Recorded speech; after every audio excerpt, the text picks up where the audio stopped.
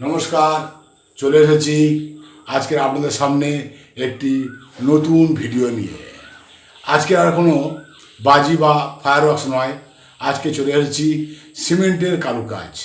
সিমেন্টের উপর সিমেন্ট দিয়ে কীভাবে একটি সুন্দর বিউটিফুল পদ্মফুল বানানো যায় এবং সেটা বাড়িতেই, সেটাই আজকের এই বিষয়বস্তু।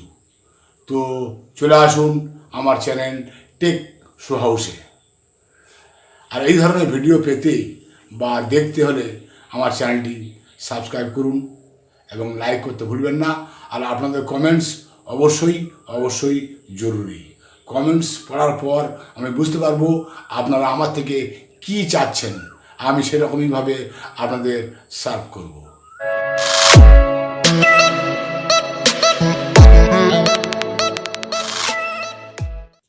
প্রথমে আমরা কিছু পাট কাঁচি দিয়ে টুকরো টুকরো করে কেটে নেব।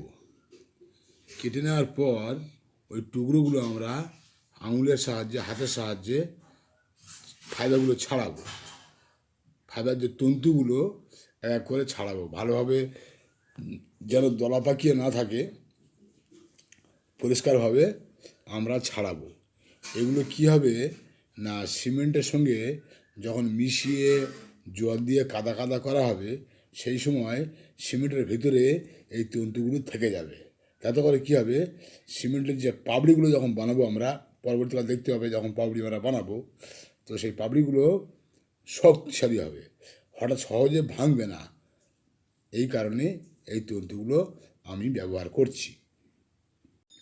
তো এখন আমরা সিমেন্ট নেব এবং পরিমাণ মতো সিমেন্ট নেব। সিমেন্টের সঙ্গে আমরা জল মিশাবো, মিশিয়ে ওটাকে কাদা কাদা করব। আর সেই সঙ্গে পাটের তন্তুগুলো মিশিয়ে আমরা ভালো করে চটকে নেব, যাতে ওটা শক্তিশালী হয়। এইবার এই মাখাটাকে আমরা একটা কর্নিকের উপরে পাঁচ আকারের কাগজ বিছাবো। কাগজ বিছিয়ে তার উপরে একদলা সিমেন্ট, ওই মাখানো সিমেন্ট নিয়ে লেপটে দেবো, চেপে চেপে পাতলা করে, খুব পাতলা নয়, মোটামুটি মোটা 2 mm সাইজের মোটা করে আমরা ওটাকে বিছিয়ে দেবো। ভালো করে বিছিয়ে দিয়ে এবারে ছুরি বা উষোর সাহায্যে আমরা ওটাকে প্লেন করে নেব, মসৃণ করে নেব। মসৃণ করার পর কর্নিকে সাইড থেকে আমরা কাঁচির সাহায্যে, এই কাঁচি আছে, কাঁচির সাহায্যে আমরা কর্নিকের সাহায্যে কেটে নেব, একটা ফিনিশিং দেব। ফিনিশিং দেওয়ার পর আমরা একটা কাগজ, আর একটা কাগজ দিয়ে উপরে দেব, দিয়ে উল্টে নিয়ে আমরা এটাকে আস্তে আস্তে ডাইসে ফেলে দেবো সাবধানে, এবং ডাইসটা একটু নাচিয়ে দেবো। যা এখন আমরা একটা 2-3টে বেল্ট করে নেব। 3টে বেল্ট 3টে স্টেপে রাখবো, রেখে মাঝখানে বালি ভর্তি করে দেবো। বালি ভর্তি করে দিয়ে মাঝখানের গ্যাপটাতে আমরা মাখানো মশলাটা ঢেলে দেবো। দেখতেই পাচ্ছেন, ওই যে আঙুল দিয়ে দেখাচ্ছি, এটা হচ্ছে মশলা মাখানো অংশ। এবার এই মশলা মাখানো অংশতে একটা করে পাপড়ি আমরা বসিয়ে দেব, জাস্ট স্টেপ বাই স্টেপ। এইভাবে আমরা প্রথম সারির পাপড়িগুলো, 8টা পাপড়ি পরপর বসিয়ে দেব। বসিয়ে দেওয়া হয়ে গেলে আমরা আবার দ্বিতীয় পাপড়ি খাড়া করে করে বসিয়ে দেবো। দ্বিতীয় পাপড়িগুলো খাড়াই করে দিতে হবে, তাতে করে দেখতে খুব ভালো লাগবে।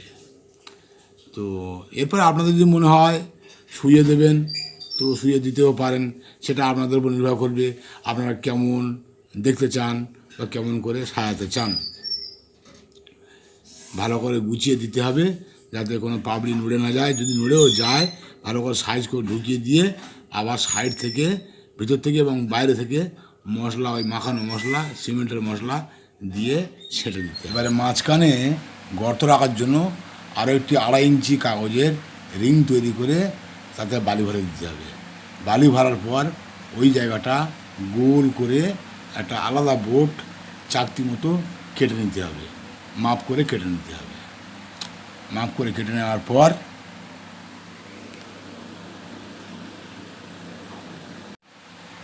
চাকতিটাকে ওই গোল জায়গায় বালি ভর্তি জায়গায় ভালো করে বসিয়ে দিতে হবে, বসিয়ে ছাঁটিয়ে দিতে হবে। ছাঁটিয়ে দেওয়ার পর পুরোটাকে সিমেন্ট দিয়ে ঢাকা দিতে হবে এবং সিমেন্ট দিয়ে ঢাকার পর এটাকে ভালো করে চেপে চেপে দিতে হবে। আর যদি জল বেশি হয়ে যায় তাহলে খবরের কাগজ দিয়ে জলটাকে ব্লটিং করে নিতে হবে যাতে তাড়াতাড়ি টেনে যায়, কেননা সময় তো লাগে। এবার ভালো করে চারদিক থেকে সিমেন্টটা ছুরি দিয়ে হোক কোনো কাঠের সাহায্যে হোক বিট কাটতে হবে। বিট কেটে নেওয়ার পর সুন্দর করে একটা মসৃণ গোলাকার রাউন্ড ভাব আনতে হবে। ভাব আনার পর এইবারে ছুরির সাহায্যে আবার মাঝখানের অংশটুকু গোল করে কেটে বার করে নিতে হবে। বার করে নেওয়ার পর এইবারে আপনার ওই যে রিংটা তৈরি হলো ওটা মাঝখানের ভিতরের পাপড়ি, ওই পাপড়িটাকে কেটে নেওয়া হয়ে গেছে। কেটে নিয়ে ভিতর থেকে বালিটা তুলে নেওয়া হচ্ছে। বালিটা তুলে নেওয়ার পর ভিতরের কাগজটাও তুলে নেওয়া হচ্ছে, রিংটা তুলে নেওয়া হচ্ছে।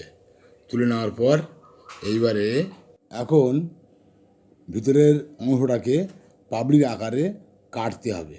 কেটে একটা ছোটো ছোটো পাপড়ির শেপ দিতে হবে। শেপ দেওয়ার পর ছুরির সাহায্যে সুন্দরভাবে মসৃণ করতে হবে, finishing. You say that I'm psychotic, but then you like it